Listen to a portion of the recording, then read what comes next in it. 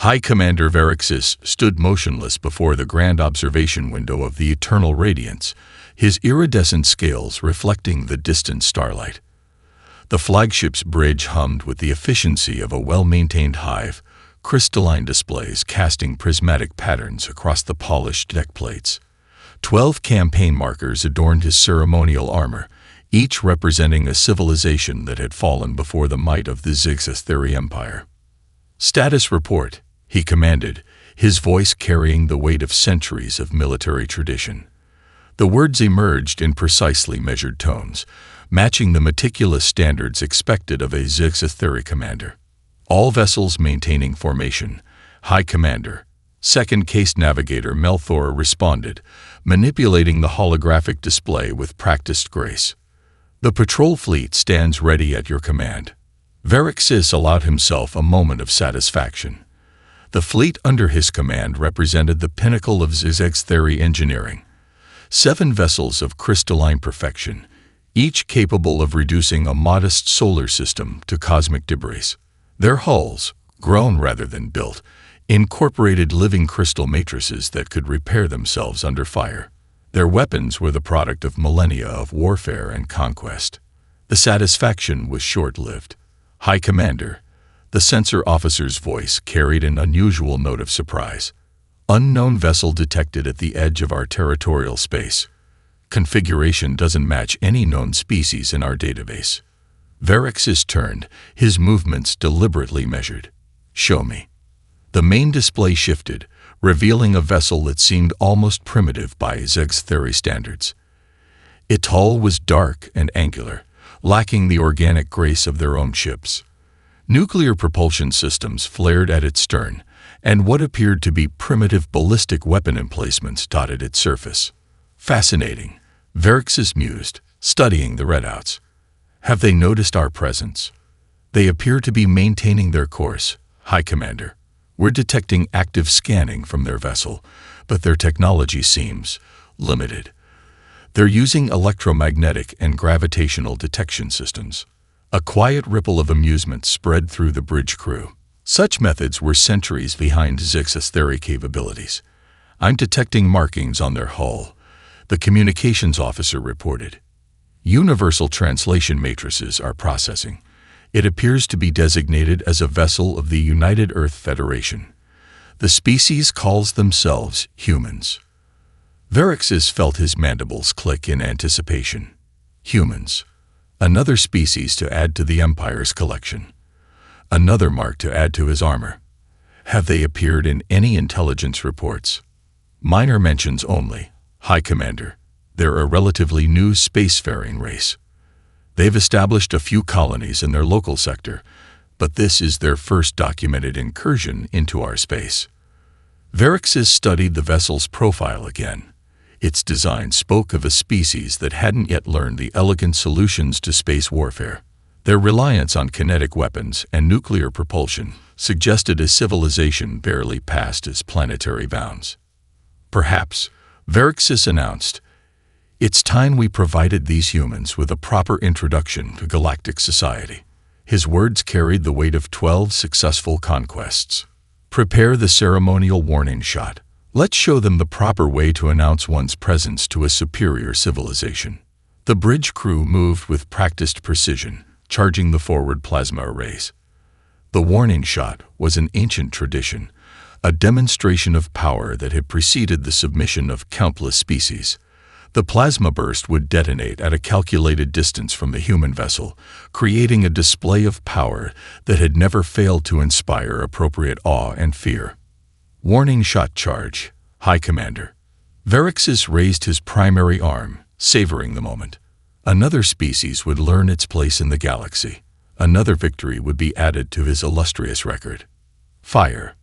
The plasma burst launched from the eternal radiance, a lance of superheated matter that illuminated the void like an artificial star. Verixis watched with anticipated satisfaction, already composing the formal demands for surrender in his mind. He had no way of knowing that this standard procedure was about to mark the beginning of the Zixatheri Empire's worst nightmare. The plasma burst streaked across the void, its radiant energy casting purple shadows across the eternal radiance's bridge.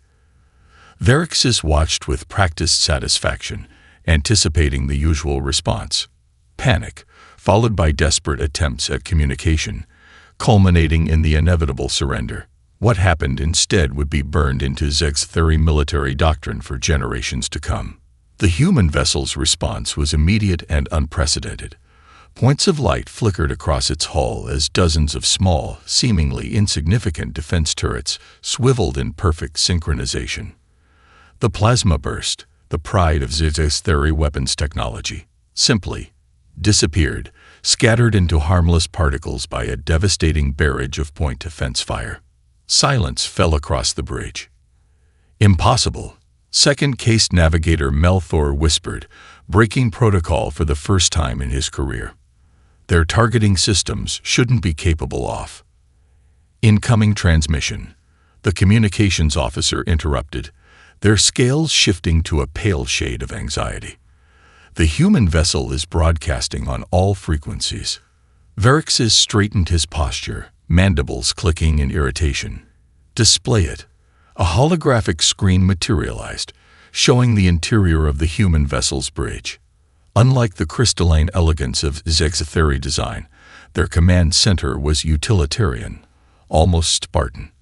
At its center stood a figure that Verixis assumed was their commander, a bipedal being wearing a dark uniform adorned with simple rank insignia. "This is Commander Jack Morrison of the UES Thermopylae," the human spoke, their voice carrying an unsettling calm. "You've just committed an act of war against the United Earth Federation. I'll give you one chance to retreat. After that, we'll show you why picking fights in the dark isn't smart." Verixis felt his scales ripple with indignation. "You dare threaten the might of the Zeg Empire? Your primitive vessel." "Primitive," Morrison interrupted, something almost like amusement crossing their features. "You're about to learn an expensive lesson about judging books by their covers, Commander. Your plasma shot was cute, by the way. Next time, try modulating the containment field. It makes them harder to intercept." The casual dismissal of their ceremonial weapon sent a wave of outrage through the bridge crew. Verixis raised his primary arm, signaling for silence. "You show either remarkable courage or remarkable foolishness, human. Your species is unknown to us, your technology clearly inferior. Surrender now, and we will be merciful in your subjugation." Morrison's response was to lean back in his command chair, a gesture that somehow managed to convey both relaxation and predatory anticipation. "Here's a counteroffer. I'm picking up 7 ships in your formation. Standard Zeg battle group, if our intel is right. You've got about 30 seconds to break formation and retreat before I demonstrate why that's a tactical mistake against human vessels. You dare." 25 seconds, Morrison continued, checking what appeared to be an archaic timepiece on his wrist. "Your ships are bunched up too tight. Terrible positioning against dimensional weapons." Verixis had heard enough. "All vessels, battle formation. Show these primitives the price of defiance." "Suit yourself," Morrison shrugged, closing the channel. The next few moments were a blur of activity as the Zeg fleet moved into attack position. Their crystalline hulls hummed with charging weapons, shields synchronizing into overlapping fields of protection.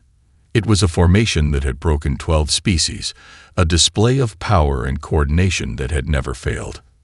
Multiple energy signatures detected from the human vessel, the sensor officer reported. "There, High Commander, they're powering weapons unlike anything in our database." Verixis watched as the human ship's profile changed. Panels shifted, revealing weapon ports that had been seamlessly hidden. The supposedly primitive nuclear drive began emitting energy patterns that defied their sensors' ability to classify them. "All vessels, open fire," Verixis commanded. "Show them the might off." The space between the fleets erupted in chaos before he could finish the order. The Thermopylae moved with impossible grace, its hull blazing with defensive fire that seemed to anticipate their attack patterns. as the first salvo of Zigzatheri weapons scattered harmlessly against shields they hadn't even detected. Verixis realized with growing horror that the human commander's confidence hadn't been bravado. It had been experience. The void between the ships erupted in a devastating light show as the Zigzatheri fleet unleashed their full arsenal.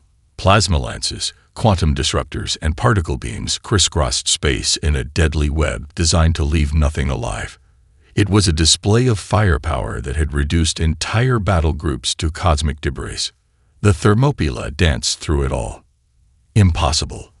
Verixis snarled as the human vessel executed a series of maneuvers that defied their targeting protocols. No ship that size should be capable of such acceleration. High Commander, the sensor officer's voice trembled. They're not just evading. They're moving before our weapons fire. Somehow, they're anticipating our attack patterns. The human vessel's movements seemed to mock the laws of physics themselves. Each burst of speed was precisely calculated, each rotation timed to the millisecond. The Thermopylae wasn't just surviving. It was making the Zigzatheri's celebrated combat algorithms look primitive by comparison. Incoming transmission, the communications officer announced. Commander Morrison's face appeared on the holographic display, looking almost bored. Your targeting algorithms are too predictable. You might want to introduce some randomization into your attack patterns. He paused, glancing at something off-screen. Also, you should probably tell the Sundering Blade to adjust their shield harmonics. They're about to have a very bad day. Before Verixis could respond, the Thermopylae launched its first true attack. What their sensors had dismissed as primitive ballistic weapons revealed themselves to be something far more sophisticated. Streaks of darkness, barely visible against the void, shot forth from the human vessel's weapon ports. Energy readings make no sense, the sensor officer shouted. They're using some form of quantum-entangled projectiles. The Sundering Blade, pride of Verix's battle group, never stood a chance. The kinetic rounds passed through their energy shields as if they weren't there, the quantum entanglement allowing them to exist simultaneously inside and outside the barrier. The crystalline hull, believed impervious to primitive weapons, shattered like glass. By the void, Melthor whispered, watching as secondary explosions rippled through the stricken vessel. They've bypassed our shields completely. Verixis felt his scales pale as the implications sank in. The Zigzatheri had spent centuries perfecting their energy shields, making them the cornerstone of their military doctrine. The humans hadn't tried to overpower them. They'd simply made them irrelevant. All vessels, evasive action. Verixis commanded. Spread out and. Multiple launches detected. The sensor officer interrupted. They're firing. High Commander, these readings suggest they're using their point defense grid as an offensive weapon system. The space around the Thermopylae lit up as hundreds of smaller projectiles joined the barrage. What they had initially dismissed as defensive turrets revealed themselves to be a devastating close-range weapon system. The human vessel had turned its protective systems into yet another tool of destruction. Receiving damage reports from all vessels, Melthor reported, his voice tight with stress. They're targeting our weapon ports with precision strikes. Somehow they've identified our exact structural weaknesses. Morrison's face appeared again on the command display. You really should have taken that chance to retreat, he said, almost sympathetically. Your ships are beautiful, by the way. The crystalline architecture is impressive. Unfortunately, it makes your structural weak points pretty easy to spot on a quantum resonance scan. Verixis watched in mounting horror as his fleet's formation began to crumble. The humans weren't just fighting them. They were systematically taking apart everything the Zigzatheri had believed about their own superiority. Sir, the sensor officer's voice had dropped to a whisper. I'm detecting energy buildups in their drive system. Whatever they're powering up, it's unlike anything in our records. As the Thermopylae's engines began to glow with an impossible light, Verixis realized that everything up to this point had been merely the prelude. The real nightmare was just beginning. The Thermopila's engines pulsed with an otherworldly light, casting strange shadows across the crystalline hulls of the Zixatheri fleet. Verixis watched as energy readings spiked beyond their sensors' ability to measure. The human vessel's nuclear drive wasn't just providing propulsion. It was becoming a weapon. Multiple temporal distortions detected. The sensor officer screamed. They're using their drive system to create localized time dilation fields. Space itself seemed to ripple around the Thermopylae as its engines manipulated the fabric of reality. Two Zixatheri ships found themselves caught in bubbles of altered time, their movements slowing to a crawl as seconds stretched into hours from their perspective. Fascinating approach, isn't it? Morrison's voice cut through their command frequency. Amazing what you can do with a standard fusion drive if you think creatively. Speaking of creativity, you might want to scan your maintenance bays. Verixis's secondary heart nearly stopped as new alerts flooded his displays. During the chaos of battle, they'd dismissed the small objects detaching from the Thermopylae as debris. Now those objects revealed themselves as combat drones, each one carrying a payload of boarding charges. Security breach in engineering. Melthor reported, his scales shifting to panic white. Multiple decks report hostile boarders. They're using our own maintenance tunnels against us. Did you really think we'd build maintenance drones that couldn't fight? Morrison asked, his tone suggesting he was teaching a particularly slow student. Every system on a human ship has at least 3 backup purposes. It's just efficient design. Verixis watched in growing horror as more reports flooded in. The human vessel's communication array, previously detected transmitting standard frequencies, suddenly unleashed a barrage of cyber warfare packets that sent their quantum processors into chaos. Navigation systems crashed, weapon controls locked up, and emergency bulkheads began cycling randomly. Your encryption is impressive, Morrison continued, but you might want to update your quantum firewalls. They're about 2 generations behind current human standards. How? Verixis demanded, mandibles clicking in frustrated rage. How can you have weaponized every system on your vessel? Weaponized? Morrison actually laughed.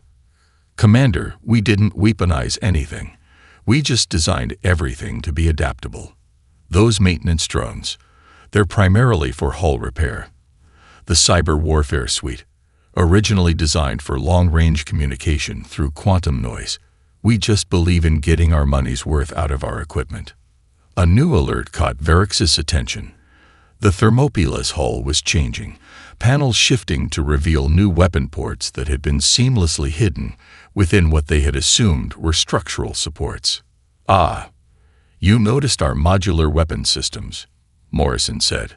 Another example of efficient design. Why build dedicated weapon ports when you can have hull plates that serve multiple functions? Watch this.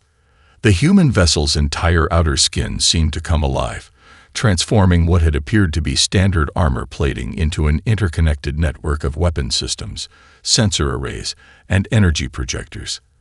Every surface had a purpose, and every purpose could become a weapon. By the void, Melthor whispered, their entire ship is a weapon. Not exactly, Morrison corrected. Our ship is a tool. It's just that humans are very, very good at finding new uses for our tools. For instance, that quantum resonance ping you've been using to scan us.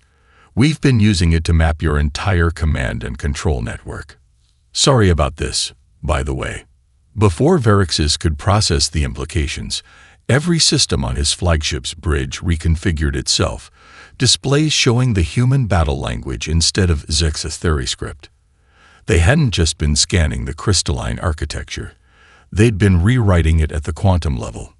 Impossible, Verixis breathed, watching as his supposedly superior technology betrayed him. Your species. What are you? We're humans, Morrison replied simply. We're explorers who learned the hard way that space is dangerous. Everything we build reflects that lesson. Now, about those temporal distortions I mentioned earlier, you might want to brace for impact. As space itself began to warp around his fleet, Verixis realized that they hadn't just encountered a powerful species. they'd awakened something far more terrifying. A civilization that had turned survival itself into an art form. Space twisted and burned around the eternal radiance as Verixis initiated emergency protocols. The remaining Zixatheri ships struggled to maintain formation, their crystalline hulls glowing with stress as they attempted to compensate for the temporal distortions. Third battle formation. Verixis commanded, falling back on centuries of military doctrine. Concentrate fire on their primary weapon ports. The Zixatheri vessels moved with practiced precision, arranging themselves into a perfect geometric pattern designed to maximize shield coverage and weapon effectiveness. It was a formation that had won countless battles across 3 spiral arms of the galaxy. The Thermopylae responded by doing something completely illogical. It charged straight into their kill zone. Have they gone mad? Melthor whispered, watching as the human vessel deliberately placed itself in the crossfire of 5 Zixatheri ships. Maximum power to forward weapons. Verixis ordered, mandibles clicking in anticipation. Fire everything. The space between ships erupted in a dazzling display of energy weapons. Plasma bolts, quantum lances, and particle beams converged on the Thermopylae's position. For a moment, Verixis allowed himself to hope. Then the human vessel. Change. High Commander. The sensor officer's voice cracked with disbelief. They're reconfiguring their entire hull structure in real time. The Thermopylae's surface rippled like liquid metal, transforming what had been vulnerable weapon ports into reinforced armor mere seconds before impact. The barrage that should have vaporized the vessel instead scattered harmlessly across its adapted defense systems. Interesting strategy. Morrison's voice cut through their tactical channel. Very predictable, though.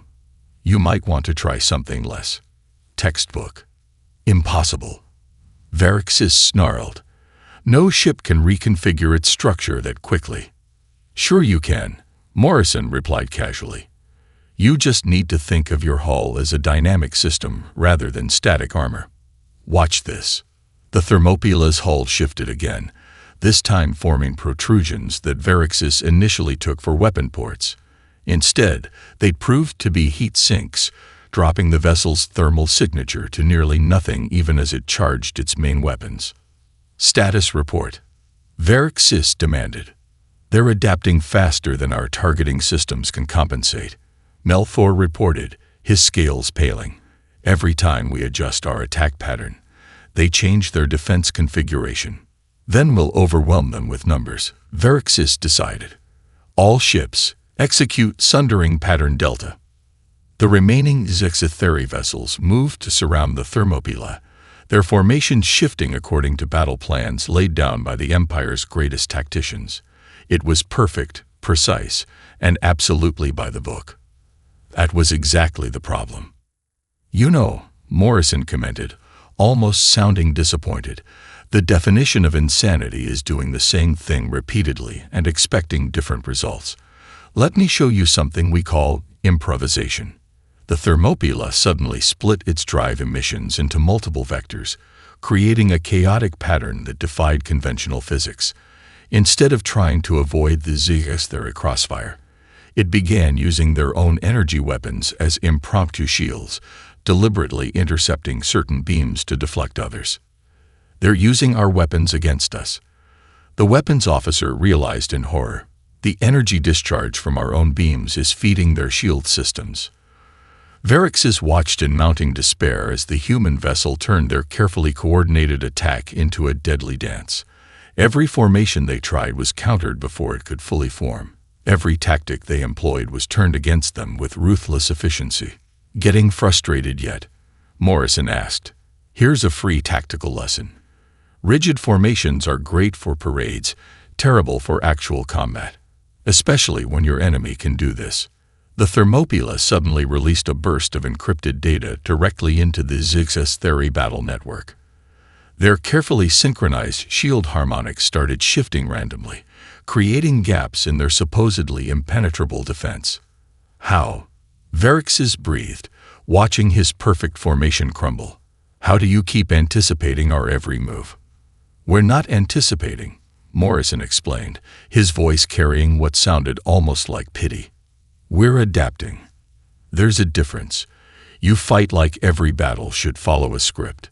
We fight like every battle is unique. Speaking of unique, you might want to move your flagship about 3 degrees to port."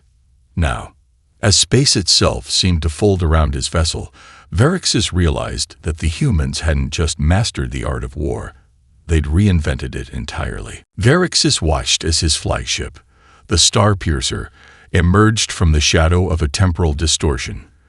The massive vessel, nearly 3 times the size of the Thermopylae, represented the pinnacle of Zizitheri military might. Its crystalline hull thrummed with power as ancient weapon systems awakened. "All remaining vessels, form up on the Starpiercer," Verixis commanded, abandoning subtlety for raw power. "Prepare the primary lance array." The Starpiercer's weapon ports opened like blooming crystals, revealing technology that had shattered moons and cracked planets. Energy began to coalesce, drawing power from what the Zizitheri had once thought was the ultimate achievement in weapons science. "Interesting design." Morrison's voice carried genuine appreciation. "The crystalline focusing arrays are particularly elegant. Mind if we show you something from our physics department?" "Your arrogance ends now, human," Verixis snarled. "The Starpiercer has never failed to." "Yeah, about that," Morrison interrupted. "You might want to take a look at your long-range sensors. We've been saving something special for an occasion like this." New alerts flashed across Verix's displays as the Thermopylae's hull transformed once again. What had appeared to be standard missile tubes reconfigured themselves, revealing devices that made the sensor officers recoil in horror. "High Commander," one of them shouted, scales shifting to a deep blue of terror. "Those weapons, they're creating localized ruptures in space-time." "Dimensional shear torpedoes," Morrison explained casually. "Nasty little things. They basically tear holes in reality itself. Your shields might stop normal weapons, but they can't do much against something that exists in multiple dimensions simultaneously." Verixis felt his primary heart skip a beat. "You're bluffing. No species would be insane enough to weaponize dimensional barriers."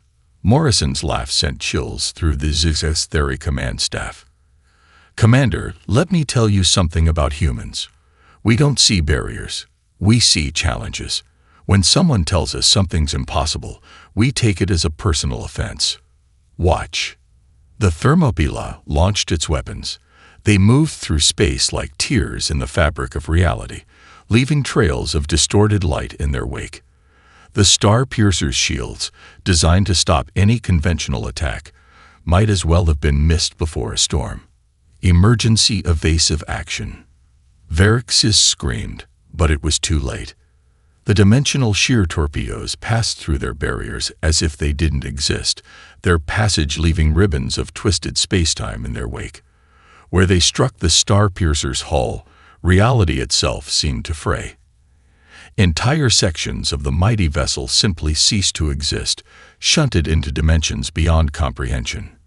"Fascinating effect, isn't it?" Morrison commented, as if discussing an interesting scientific phenomenon, rather than an ongoing battle. "The torpedoes actually create microscopically thin slices of space where normal physics just stop working. We originally designed them for faster-than-light communication, believe it or not."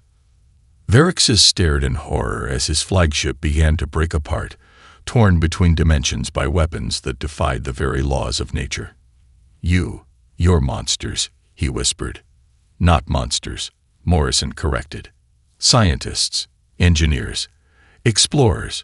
We just happen to be very, very good at finding creative solutions to problems. Like your battle group, for instance. That was a problem. These torpedoes, that's a solution." The Starpiercer's crystal lattice began to shatter, unable to maintain structural integrity across multiple dimensions of spacetime. Warning sirens blared as reality itself seemed to bend and twist around the dying vessel. "Don't worry," Morrison added, almost as an afterthought. "The dimensional rifts are temporary, mostly. Though you might want to evacuate any sections of your ship that start looking fuzzy. That's usually a sign that bit of space-time is about to take a vacation to another dimension. As Verixis watched his mighty flagship torn apart by forces he couldn't even comprehend, a terrible realization dawned. The humans hadn't just mastered advanced technology. They'd learned to break the fundamental rules of the universe itself. And they'd done it with the casual ease of children discovering new ways to play with their toys. The remnants of the star piercer drifted through space like shattered crystal, its once mighty hull torn apart by forces that shouldn't exist. Verixis stood motionless on his secondary bridge, watching as reality itself slowly stabilized around the dimensional ruptures. "High Commander." Melthor's voice shook as he delivered his report. "We've lost contact with 3 vessels. The remaining ships report critical damage to their central lattices. We can't maintain combat effectiveness." Verixis felt numb. In all his years of service, through 12 campaigns of conquest, he had never witnessed such devastating power wielded with such casual precision. "Sir," the communications officer suddenly straightened, scales shifting in confusion. "We're picking up internal communications from the human vessel. They're not encrypting them." "Let me hear," Verixis commanded, hoping to gain some insight into their enemy's state after such an enormous expenditure of power. The audio feed crackled to life, and what they heard chilled them to their core. "Engineering to bridge," a casual voice reported. "Those dimensional torpedoes worked better than expected, Captain. The test data will make the research division happy. Should we try out the experimental gravitational mines next?" "Negative," Morrison's voice replied, sounding almost disappointed. "No need to waste good ordnance on a scout fleet. Besides, these weren't even proper combat vessels. Save the new toys for something worth testing them on." Verixis felt his secondary heart nearly stop. "Scout fleet," he whispered. "They think we're a scout fleet." "Sir," the sensor officer's voice cracked with panic. "I'm detecting new energy signatures. They're deploying some kind of... They're gravitational mines, sir. They're cutting off our retreat vectors." The space around their remaining vessels began to ripple as dozens of small devices activated, creating a web of localized gravity wells that would tear apart any ship attempting to pass through them. "Attention, Zixitheri vessels," Morrison's voice cut through their horror. "Those are Mark 7 gravitational mines. They're actually pretty gentle compared to our frontline weapons. Surrender now, and we can all avoid any unnecessary destruction. We've collected enough test data for one day." Test data? Verixis found himself asking before he could stop himself. You were testing weapons on us." "Well, yeah," Morrison replied, as if it were obvious. "The Thermopylae is primarily a research and exploration vessel. We're classified as a light cruiser in human terms. Did you think we were actually a warship?" The bridge crew's scales all shifted to pale terror simultaneously. Melthor actually stumbled backward, catching himself on a control panel. "A light cruiser." Verixis barely managed to form the words. "If this is a light cruiser, what do your actual warships look like?" Morrison's laugh sent shivers through every Zixitheri who heard it. Now that would be telling, wouldn't it? Though I suppose there's no harm in mentioning that the Thermopylae is about 3 generations behind our current military technology. We're basically a flying test lab. Speaking of which, you might want to power down your engines completely. Those gravity mines can be a bit temperamental when they interact with certain dry frequencies. Verixis looked at his shattered fleet, at the dimensional rifts still slowly healing in space, at the casual destruction wrought by a vessel that wasn't even considered a proper warship by its own people. "All vessels," he transmitted, his voice heavy with defeat. "Power down all systems. Prepare to surrender." As the remaining Zixitheri ships went dark, Verixis heard one last exchange from the human vessel's internal communications. "Bridge to engineering. Good work, everyone. The research division will be pleased with the performance metrics. Oh, and someone let maintenance know their combat drones worked perfectly. They'll be happy to hear their latest modifications paid off. In that moment, Verixis realized that the true horror wasn't just the power they'd witnessed. It was the knowledge that they'd only seen a fraction of what humanity was truly capable of. The surrender negotiations took place aboard the Thermopylae, in what the humans called their conference room. Verixis sat rigid in his seat, trying to maintain some semblance of dignity as Commander Morrison casually reviewed the terms on a datapad. "So let's keep this simple," Morrison said, setting down the pad. "You'll provide full technical documentation of your crystalline computing systems. Our scientists are particularly interested in those. In return, we'll share some basic shield harmonics that'll help prevent catastrophic failure during dimensional events." Verix's mandibles clicked in disbelief. "You're offering us technology after we attacked you? Why not?" Morrison shrugged. "The shield modifications are pretty basic stuff. Might help prevent unnecessary casualties if we encounter more of your ships. Besides, most of what we use today was originally designed for peaceful purposes anyway." Peaceful purposes. Melthor, who had been included in the delegation, almost choked on the words. Morrison nodded, gesturing around them. "Take this ship, for instance. The Thermopylae was designed as a deep space research vessel. Those dimensional shear torpedoes, originally meant for faster-than-light communications research. The gravity mines came from our asteroid mining division. Even our point defense system started as a way to clear space debris." Verixis felt his scales ripple with horror. "You're saying these weren't even weapons?" "Not originally, no." Morrison smiled. "Humans have a talent for finding multiple uses for things. Those maintenance drones that boarded your ship, they're actually programmed with over 300 different repair protocols. Combat capabilities were added as an afterthought." But why?" Verixis found himself asking. "Why turn tools of peace into weapons of war?" Morrison's expression grew serious. "Because space is dangerous, Commander. We learned early on that every tool needed to be adaptable. When you're light years from home and something goes wrong, you can't afford to have single-purpose equipment. Everything we build has to be able to handle multiple scenarios, including combat."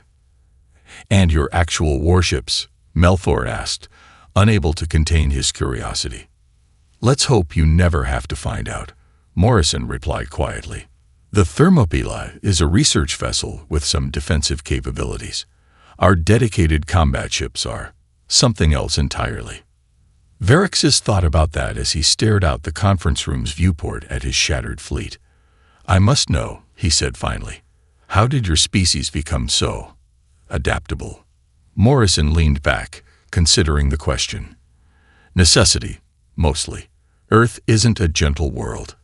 We evolved as persistence hunters, chasing prey until it collapsed from exhaustion. We survived ice ages, meteors, and our own mistakes. When we reached for the stars, we carried those survival instincts with us. Every tool became a weapon. Every weapon became a tool. And everything had at least 3 backup purposes. A species of survivors," Verixis murmured. "More than that," Morrison corrected. "We're explorers, innovators. We see boundaries as challenges and impossibilities as temporary obstacles. Those dimensional torpedoes, some physicists said it was impossible to weaponize spacetime. 3 years later, we had a working prototype." Verixis stood slowly, his decision made. He would spend the rest of his career ensuring the Zekas Theri Empire understood the truth about humanity. His final report would read, "Be warned. We have encountered a species that turns tools of creation into weapons of war, not out of malice, but out of pragmatism. They are researchers who build ships more powerful than our dreadnoughts. They are explorers who carry planet-killing weapons as safety equipment. They are scientists who weaponize physics itself as an afterthought. But most terrifyingly of all, they are innovators who see every challenge as an opportunity to create something new, whether for peace or war. The humans don't just develop technology. They transform it, adapt it, evolve it. And they do it all with a casualness that makes their achievements even more terrifying. May the Void have mercy on any who make them reveal what their actual weapons can do.